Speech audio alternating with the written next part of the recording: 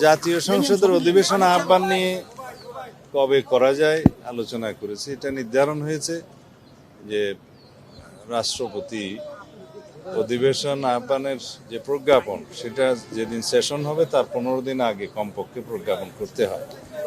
তো এই সামারিটা জাতীয় সংসদ থেকে, জাতীয় সংসদ সচিবালয় থেকে মাননীয় প্রধানমন্ত্রীর দপ্তর হয়ে রাষ্ট্রপতির কাছে যাবে। তো মহামান্য রাষ্ট্রপতি সেটা অনুমোদন করে সংসদ অধিবেশন আহ্বান করবেন। সেই মতে প্রধানমন্ত্রীর পরামর্শক্রমেই সংসদ অধিবেশন আহ্বান করবেন রাষ্ট্রপতি। সেটা নির্ধারণ হয়েছে 12 তারিখে মার্চের সংসদ অধিবেশন আহ্বান করা হবে এবং সেই অধিবেশনে কি কি কর্মসূচি থাকবে, কার্যসূচি, অর্ডার অফ দি ডে, সে বিষয়ে আলোচনা হয়েছে।